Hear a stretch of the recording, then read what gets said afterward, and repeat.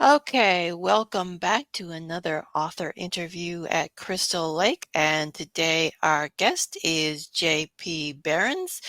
And we're going to be talking about his Lovecraftian book, Missing in Miskatonic. And now I'm going to let him introduce himself, so take it away. Hey everybody, I'm JP Behrens. I am the author of Portrait of a Nuclear Family, We Don't Talk Anymore, and Other Dark Fictions, and now the new release of Missing in Miskatonic, a Travis Daniels investigation. I live in the Northeast, and I'll be at a lot of different shows that are all on my Google Calendar via my website, jpbehrensauthor.com. Okay, that sounds great. So give everyone a quick overview of what the book Missing in Miskatonic is about. Sure. So without giving too much away, it's trying to think. So yeah, to not give too much away, Missing and Miskatonic follows the a private detective by the name of Travis Daniels. He is contacted by a rather interesting elderly man by the name of Sir Mandeville, who needs him to find his missing niece, and that investigation leads him to Arkham and Miskatonic University. Uh, as anybody who's a fan of Lovecraft knows, anytime you're led to Miskatonic University in Arkham, bad, strange things start happening, and Travis Daniels has to go from New York, the mean streets of New York, to this weird Boston-like town that he just doesn't understand, and has to confront a lot of crazy stuff in his search for this one young girl. Okay, so obviously some of your inspirations were Lovecraft for this book, but Sure. what else inspired the creation? I, Chinatown. The movie Chinatown was a big inspiration, and the works of Raymond Chandler are a big inspiration. I've always wanted to write a hard-boiled detective novel. I just couldn't find an idea that I really gravitated towards until when I started writing this story. I realized, oh, what'd be really interesting is uh, taking somebody from New York, this grizzled hard boiled detective who's kind of seen it all, and then throw him into Arkham and go, guess what? You haven't seen anything. Now you're going to learn a whole new world. And I thought that was interesting. And as the book went on, I realized that this has got a lot of like series potential as well. So, you take all those elements, add in a healthy dose of a love of the show Supernatural, and a love for the show Carnival, and kind of shove all that in there and place it in the late 20s, early 30s, and go nuts. And I've had a lot of fun. I had a lot of fun writing the first one. I had a lot of fun writing the second one. So I'm definitely looking forward to writing more as long as people really like them, respond to them, and want more of them. Yeah, well, Supernatural and Carnival, two of my favorite shows. Yeah, I So love those shows. yeah, and that's an excellent tagline for your book, Raymond Chandler meets Lovecraft. So yeah. Yeah, the tagline has been supernatural, set in the 1920s and 30s, with H.P. Lovecraft and Raymond Chandler in the writers' room, or as showrunners. That's Yeah. basically what the book is. Okay, so what do you like about the Lovecraft universe, and what aspects did you want to explore in the book? The thing I guess I liked about it is just the imaginative element of it, and it's cynical, but the fact that nothing ever goes well. We live like this idea that you just live in an uncaring universe, that everything is just left to fate and luck, and there's nothing greater looking out for you. In fact, all those greater beings are things you want to avoid at all costs. And that, a lot of what, if you get through something, you got through it on your own despite the odds. So I like the idea the heroes don't have any greater powers to think on. In fact, they have to defeat the greater powers to survive it with their minds intact. And I guess I kind of wanted to explore that, but I also really liked exploring the concept of, as somebody who's never had to like look at this stuff, somebody who's hardened against, the crime and the darkness and the grittiness of New York streets, and then shove him into this whole new thing that he could have never imagined start happening. And then getting him, that's his first step into that larger supernatural world. And then exploring that through the series of him just having to confront this new stuff, but always still being a retired cop, private detective at heart, who's just trying to solve the mystery. It's just now the elements are a lot different. It's not just motive and opportunity, but it's also like, what's going on, what's the deeper meaning, what's the thing that started this, and how many different elements am I going to have to deal with? Is it just humans, or now is it humans and crazy monsters from another dimension that, might have these weird, unknowable motives to us as humans, but still make sense to them on their end? Okay, so tell us a little bit about the main character. What's his personality, and what trials do you put the poor guy through? A lot. Travis is very much, he starts out as a fairly stereotypical, hardened private detective. The guy's in it for the money. He does the job. He's not really trying to connect to it. But as the story goes on, he starts to feel for the missing girl, because because just like him, he's got a sense that she's been caught up in something that's way bigger than either of them would have suspected, dealing with forces that neither of them could possibly fathom. And throughout the book, he becomes more and more invested into not only finding Leslie Owens, who is the missing girl, but also, trying to save her and protect her from the dark forces that keep rising up around the two of them, while he's investigating and trying to find her in the midst of Arkham and Miskatonic University. As the series progresses, you're going to learn more about him. There's going to be, things that happen into his past that are going to they're going to inform the character further on. So there's like a lot of ideas that I've got brewing of things that happened in his past, the reason he's no longer a police officer, things like that, that I'm going to slowly, hopefully over the course of a series of books, really bring more and more to light and flesh out quite a bit more, so that that character grows over the course of the books. Just like, the book, it's not, you're not tuning in just for the story, but you're going to have like a sense of a relationship with this character, that you're going to learn more and more about them as they go forward. Well, that's what good characters do. So, Should try. okay, so what about your secondary characters? Do any of them stand out or try and steal scenes? Yeah, I think anytime Sir Mondeville is in a scene, he's definitely trying to steal it. The guy, he's this very rich, very enigmatic character that you don't know entirely if he's being forthright, if like what kind of power this guy wields. He's very mysterious, but he's also very compelling. He's a typical villain type, but also he has enough money to flash around to get people to kind of ignore that aspect of him at first. As the story goes on, and by the time you get to the end, some of his motives are revealed, but obviously he's going to be a larger villain throughout the series if it keeps going. This story does have its ending to a degree, but it also does have a cliffhanger at the end where he kind of leaves you going on to the next story, into the future. There's going to be unanswered questions as well as some answered. So it's like any good series book. You've got your answered questions, but then you've got a bunch of unanswered ones that are going to drive you to read the next story, and so on and so forth. I think Mandeville's the big gun in terms of characters that steal the scene. And then there's, a few Lovecraftian sort of characters in there that I'm sure that people will be like, "Oh, well, that's cool."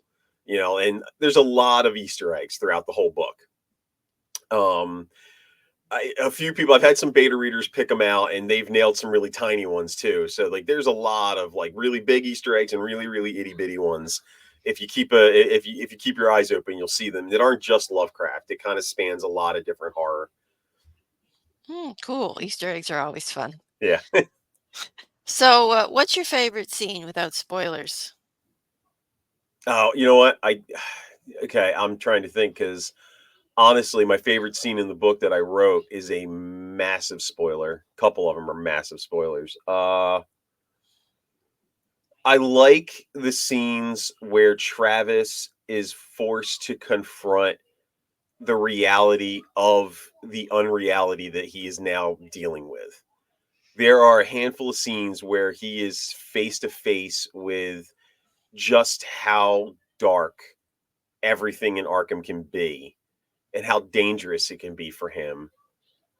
And he has to make some pretty brutal choices if he intends to survive and rescue and to find Leslie and rescue her. So those scenes where he really has to where he's right on that edge of losing his mind, but manages to pull it back just enough to get through those moments, those are my favorite scenes. Hmm. Well, that's enough to get readers interested, I think. I hope so. So, what was the hardest scene to write in the book for you? The same ones. The ones where you're trying you try to mentally break the character, but at the same time you have to give them, that internal metal that you got to give them that strength of character that it doesn't break them, but it definitely takes a little bit away from them. It definitely is going to chip away at them in some way, whether it be physically, mentally, emotionally. They're hard scenes to write because you want to make your character look like the hero, but at the same time, this is Lovecraftian, this is horror. There's going to be a toll to pay.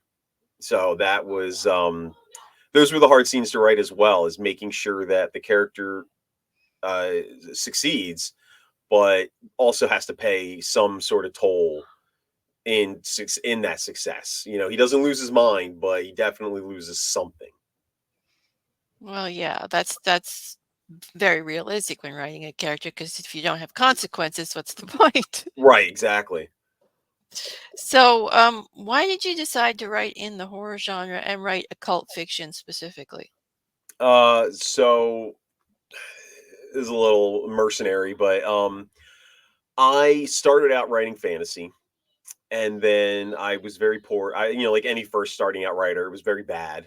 um and I kept trudging away and kept working at it. And I've always liked darker kind of movies and movies that end on darker notes. So some of my fantasy would lead into like a darker ending.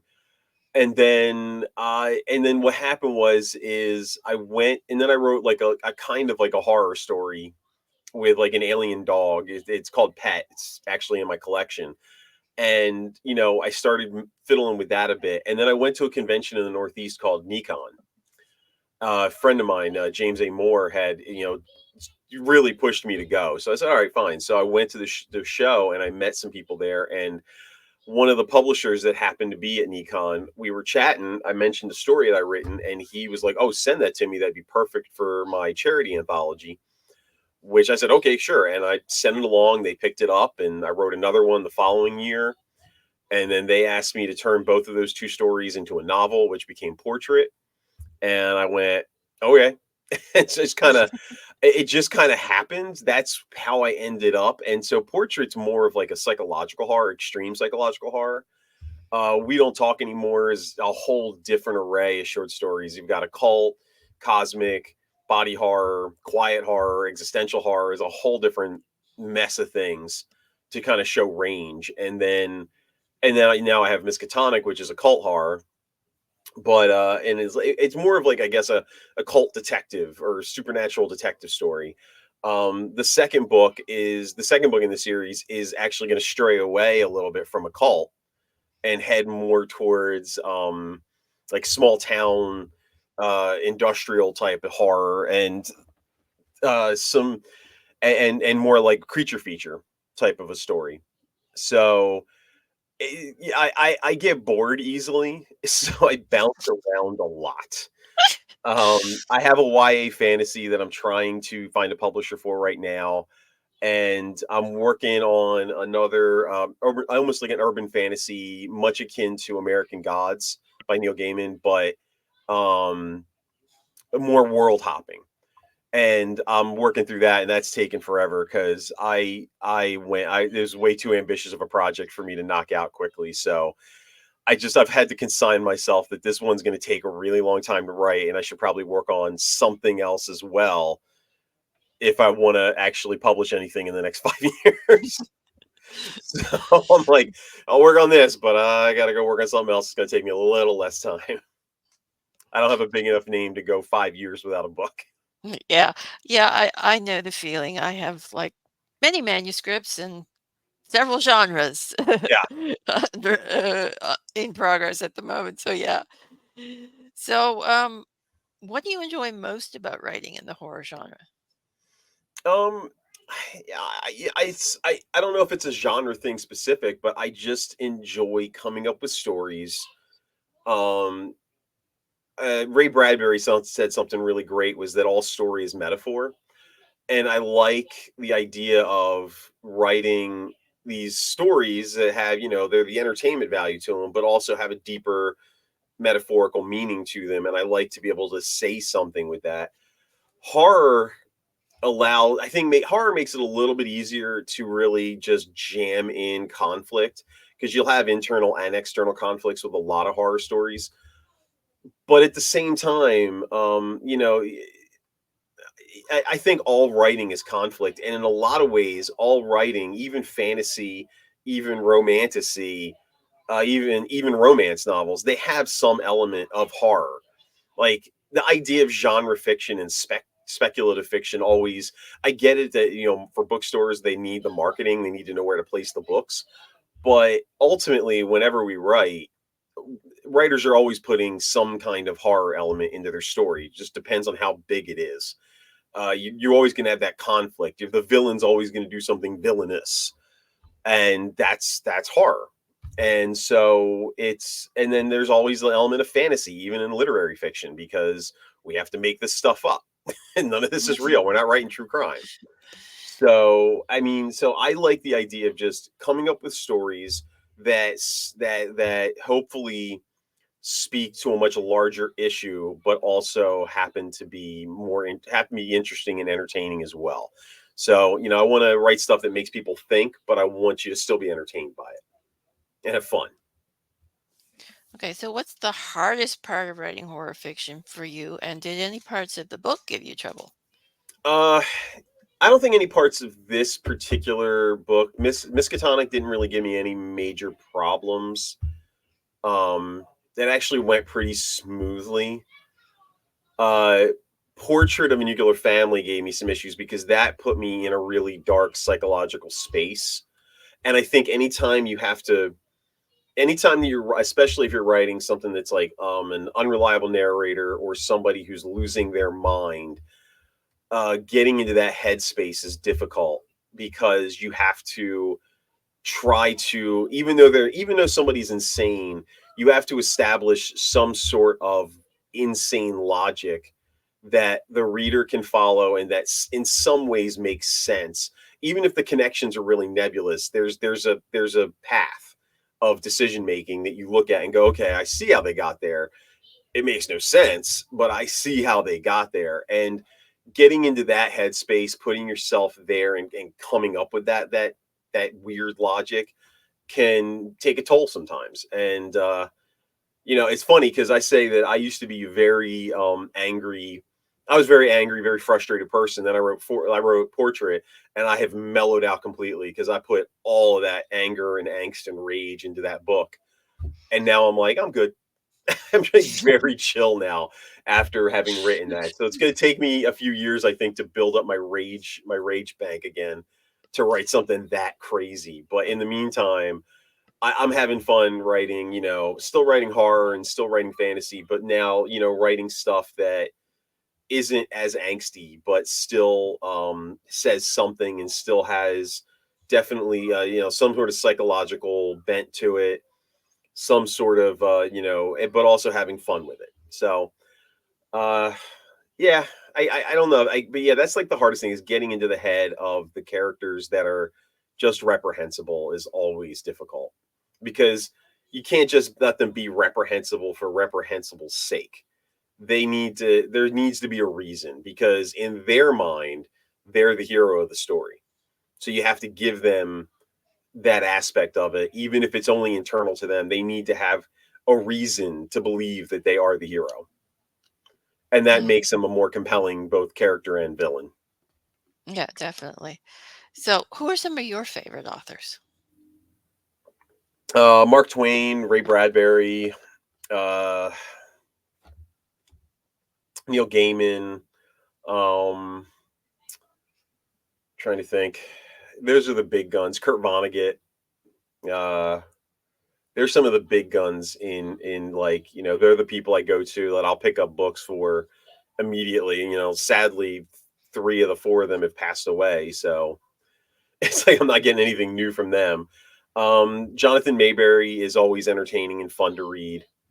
Uh, and then there's a handful of different comic book writers that I definitely look out for their new stuff. Kiernan,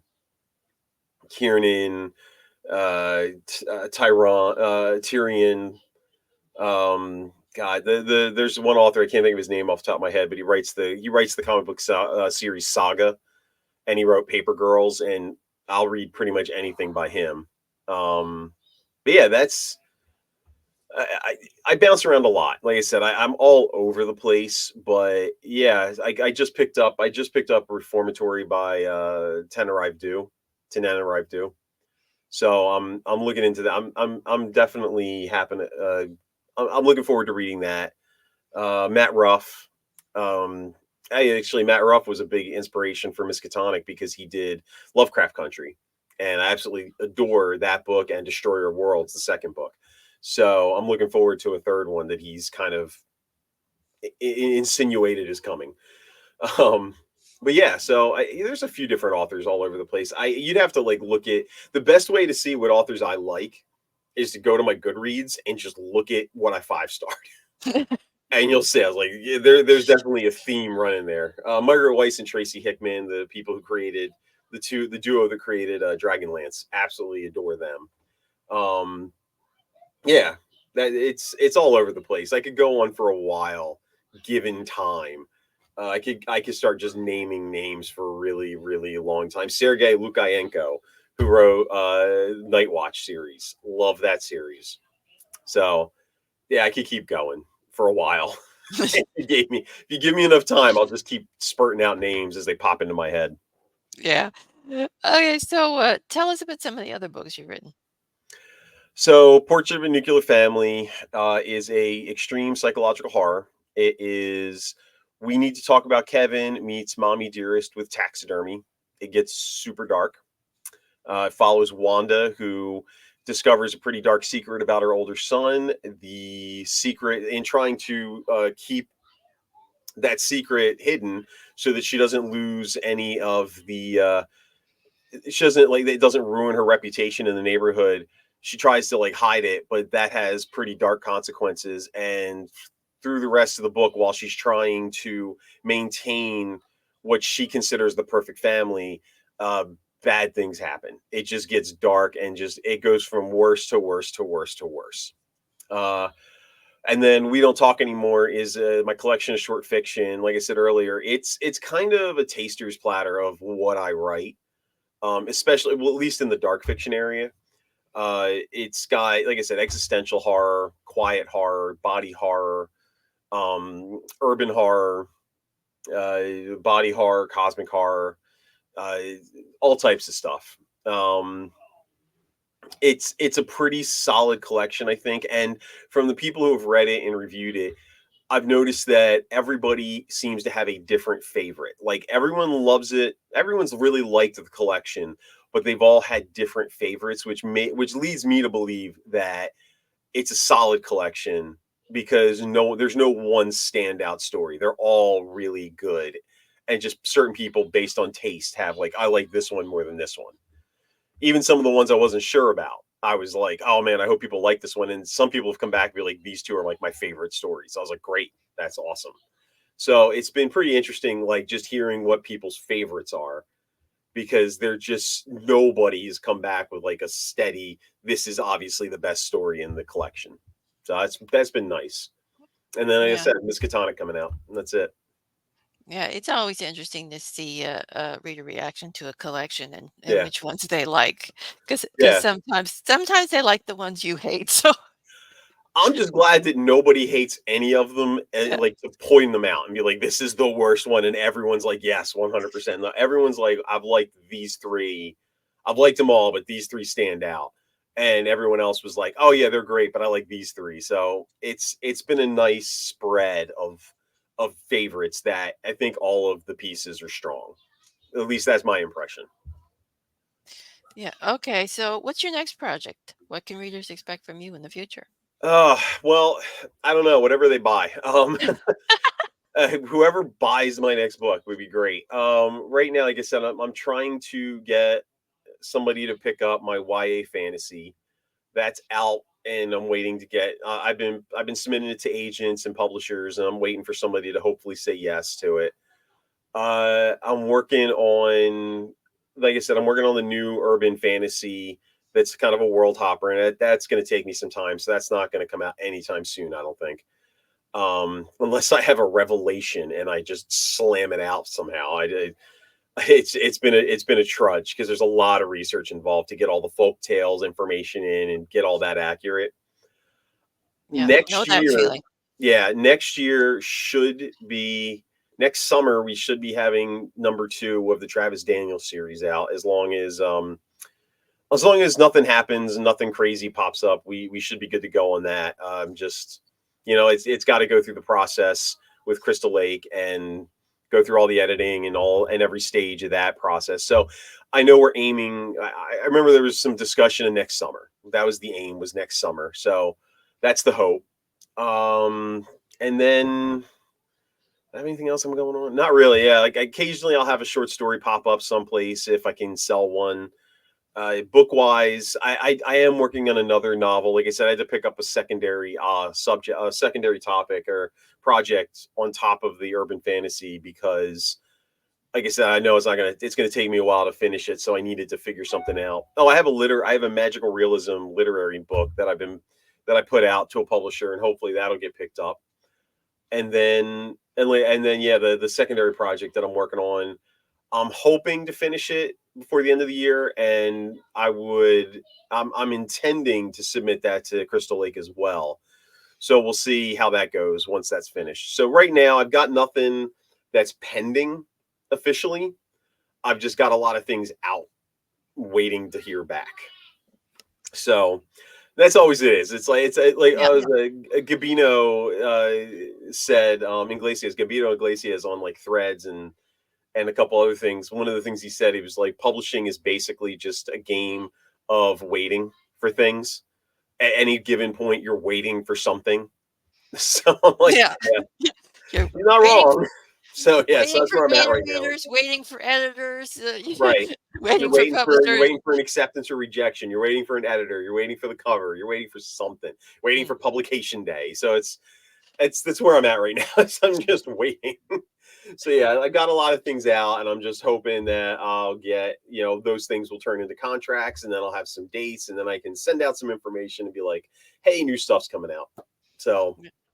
that would be Yeah. nice. So I'm just kind of, yeah, so I'm in the waiting game right now. Yeah. So, well, good luck with all of that. Hope it all Thank you works so out much. for you. I'm O- hoping. Okay. So, I think we're going to wrap the interview up here. And I'd like to thank you for being a guest today. It was a pleasure chatting with you. Awesome. Thank you very much. And you can check out Missing and Miskatonic down below in the description. We have the links. So, that's it for this interview. And bye for now.